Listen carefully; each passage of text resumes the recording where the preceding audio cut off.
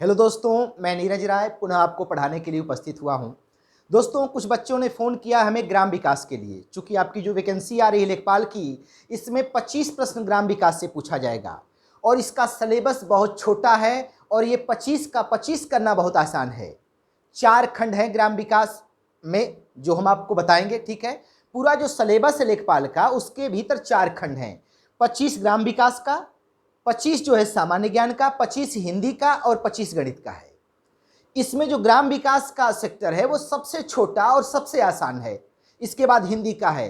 तो 50 प्रश्न में 45 करना बेहद आसान है, जिसमें आप 25 ग्राम विकास कर सकते हैं, 25 हिंदी, ये 45 करना। इसके बाद जीएस और गणित का आता है, ठीक है दोस्तों।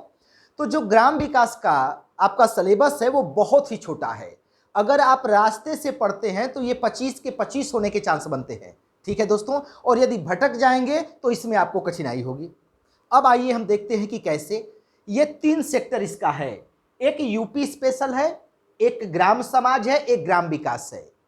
यूपी स्पेशल से 5 से लेकर के 7 प्रश्न पूछे जाएंगे ग्राम विकास में।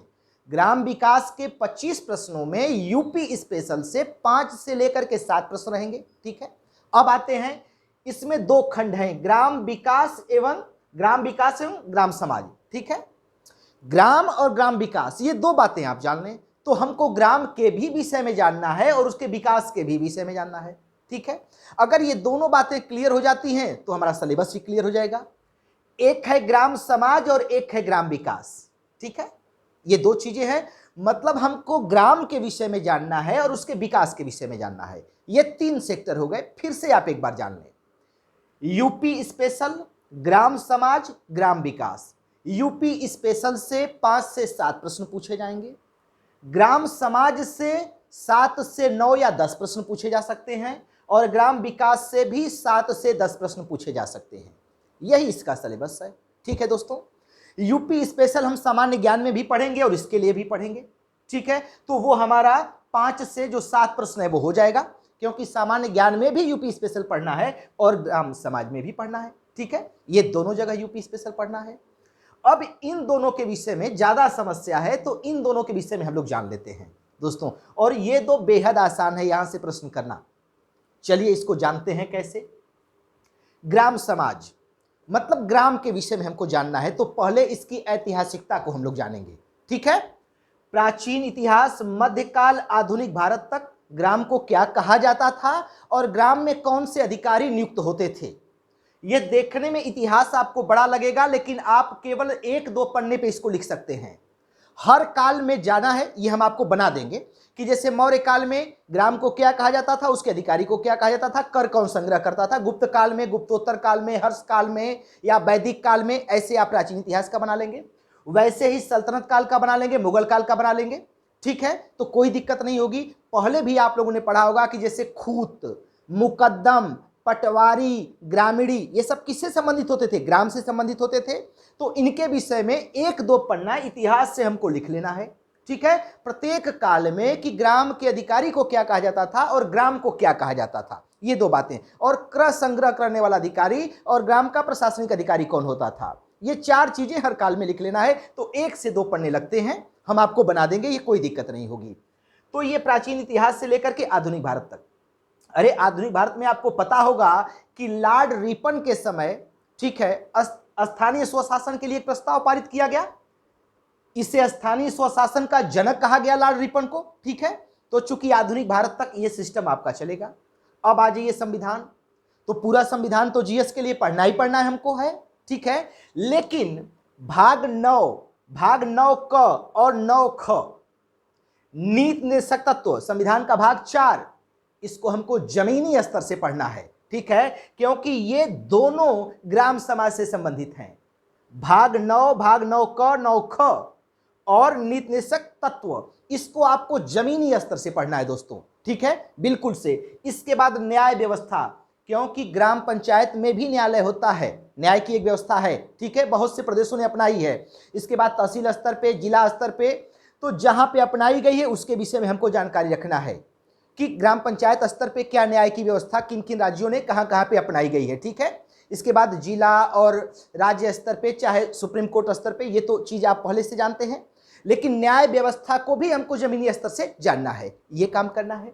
इसके बाद भूमि की माप, चाहे वो छोटी हो चाहे बड़ी हो, चाहे बिस्वा हो, बीघा हो, हेक्टेयर हो, एकड़ हो, भूमि की माप से संबंधित जो भी इकाई है उसके विषय में जानना है। वर्ग, फुट, वर्ग जो भी उसका है वो 1-2 पेज में हमको लिख लेना है, भूमि की माप से संबंधित जो भी इकाई है। ठीक है दोस्तों।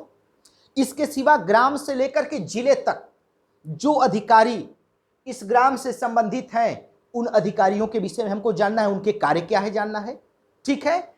इसके बाद ग्राम से लेकर के जिले तक जो जनप्रतिनिधि हैं उनके विषय में भी हमको जानना है जो इससे संबंधित हैं। अब ये ग्राम लिखा गया है लेकिन जिला पंचायत, क्योंकि पंचायती राज में 3 भाग है, ग्राम पंचायत, खंड पंचायत और जिला पंचायत, ये तीनों इससे संबंधित हो जाएगा। तो जिला पंचायत तक आप पढ़ेंगे। ठीक है। आप पीछे हम आपको पढ़ाए हैं दोनों अलग अलग करके कि ग्राम पंचायत में सरकार द्वारा नियुक्त क्या अधिकारी होते हैं और जनता किसको किसको चुनती है। पीछे आपको 2 खंड में करके हम लिखवाए हैं कि जनता द्वारा चुना गया ग्राम प्रधान होता है और ग्राम पंचायत के सदस्य होते हैं, ये 2 होते हैं और दोनों प्रत्यक्ष रूप से चुने जाते हैं, इनडायरेक्ट नहीं। जैसे बीडीसी को जनता डायरेक्ट चुनती है लेकिन ब्लॉक प्रमुख इनडायरेक्ट चुना जाता है, लेकिन ग्राम में दोनों डायरेक्ट चुने जाते हैं, ग्राम प्रधान और पंचायत के सदस्य दोनों के दोनों। ये एक तरफ मैंने करवा दिया। फिर दूसरी तरफ सरकार द्वारा नियुक्त कर्मचारी, ठीक है, तो उसमें ग्राम पंचायत अधिकारी जिसे सेक्रेटरी कहते हैं वो आपको बता दिया। ठीक है। फिर लेखपाल हो गया, फिर ग्राम विकास अधिकारी बीईओ होता है। ठीक है। फिर बेसिक हेल्थ वर्कर, ठीक, ये वाला चीज। तो चारों चीज आपको अलग अलग करके बता दी गई है। ठीक है। फिर इसमें कितनी संख्या होनी चाहिए कितनी नहीं होनी चाहिए ये आपके नोट्स में है, अभी फिर आप दोबारा आपको बता देंगे, जब वैकेंसी आ गई तो सारी चीजें आपको दोबारा बता देंगे। वैसे ही खंड स्तर पे मैंने अलग अलग कर दिया है, इनके कार्य क्या है कैसे कैसे हैं। ठीक है दोस्तों। बैठक कौन, इन अधिकारियों में से बैठक कौन करवाएगा, भूमि का रिकॉर्ड कौन रखेगा, ये विकास कौन करेगा, सारी चीजें अलग अलग बता दिए हैं और फिर से दोबारा आपको बता देंगे। तो उस लेवल से आपको पढ़ना है, ग्राम से लेकर के और जिले तक जाना है आपको। ठीक है। क्योंकि खंड जो ब्लॉक होता है उसका भी ग्राम में आप सहयोग होता है। ठीक है। जो जिला पंचायत है उसका भी सहयोग होगा, तो ये भी आपको जानना है। वैसे अधिकारियों के विषय में लेखपाल हो, अमीन हो, कानगो हो, नायब तहसीलदार हो, एसडीएम हो, एडीएम हो, सीडीओ हो, जिलाधिकारी हो। ठीक है। ये सारे के विषय में कि ग्राम से संबंधित किसके पास क्या रिकॉर्ड होते हैं, क्या उसके कार्य हैं ये। लेकिन ये जानकारी बहुत छोटी छोटी है, आपको देखने में बड़ा लगेगा, बहुत थोड़े थोड़े इनका इसके विषय में काम है, वो आपको जान लेना है। तो ये एक तरफ हो जाएगा। जैसे पट्टा एक चीज मैं लिख दिया हूं, तो अब पट्टे के विषय में आपको जानना पड़ेगा कि लीगल पट्टा किसको किया जा सकता है, अथॉरिटी किसके पास है। ठीक है। कौन से अधिकारी, कौन से कर्मचारी और प्रधान का क्या इसमें सहयोग होता है। ठीक है। तो ये सारी चीजें आपको एक तरफ से जानना है। इधर से आपका कम से कम 9 से 10 प्रश्न होगा। ठीक है दोस्तों। तीसरा जो सेक्टर है ग्राम विकास, नाम से कितना स्पष्ट है, ग्राम विकास, विकास कैसे होता है और क्या क्या उसमें योजनाएं परियोजनाएं हो सकती हैं, ये आपको जानना है। ये बहुत महत्वपूर्ण है और ये भी बहुत छोटा है।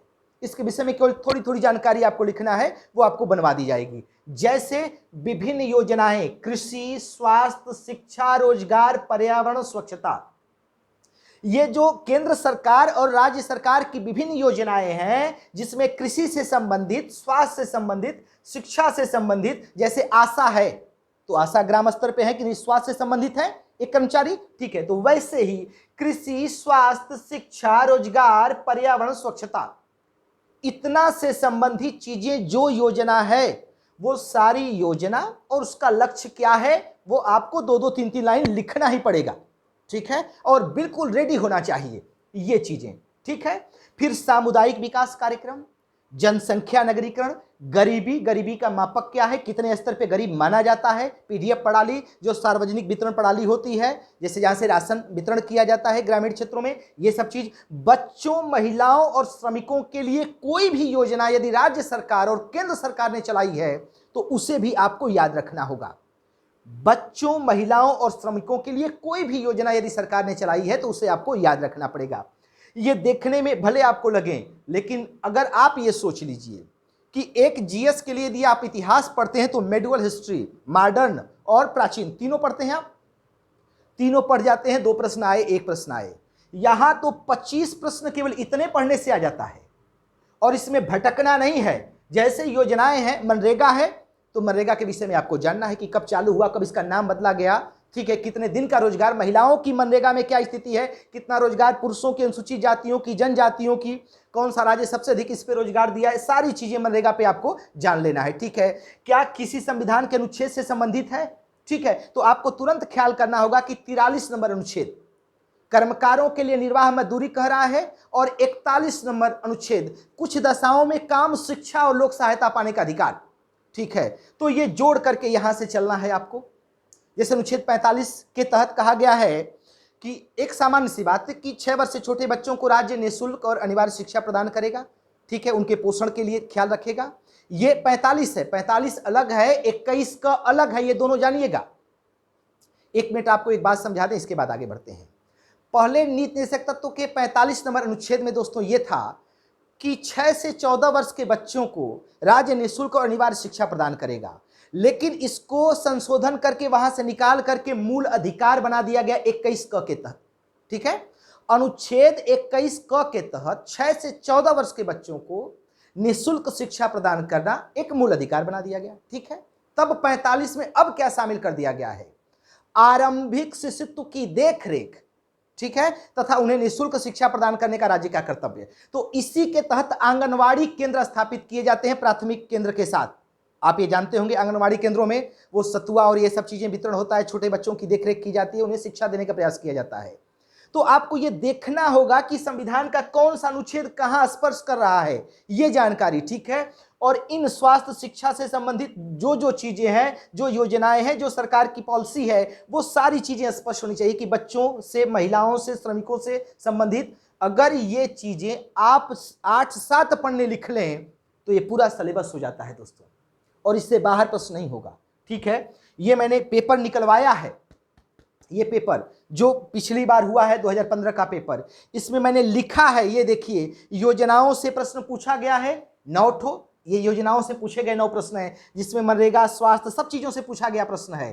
ठीक है, यूपी स्पेशल से पूछा गया 7 प्रश्न है, और ग्राम समाज से 9 प्रश्न पूछा गया है। 9 प्रश्न ग्राम समाज से पूछा गया है, 9 प्रश्न विभिन्न योजनाओं से पूछा गया है, और 7 प्रश्न यूपी स्पेशल से पूछा गया है। ये पेपर जो है 2015 का लेखपाल का। ठीक है दोस्तों, तो ये भ्रम नहीं हमको डालना है, हमको एक तरीके से इसको पढ़ते चलना है।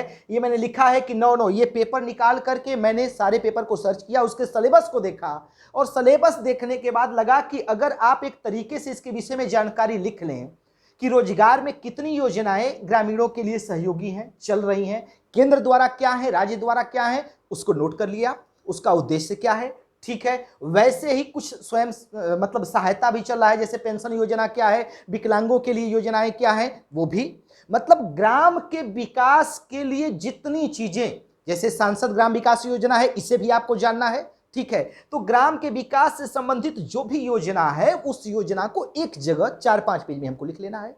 ठीक है, दूसरी चीज, ग्राम समाज के संबंध में जो भी जानकारी है, प्राचीन काल से, मध्यकाल से लेकर आधुनिक काल तक, कि ग्राम को क्या कहा जाता था, वहां कर राजस्व की व्यवस्था कौन देखता था, प्रशासनिक व्यवस्था कौन देखता था, मतलब राज्य की हिस्सेदारी क्या थी, कैसे सिस्टम था, वो हमको यहां तक देख लेना है।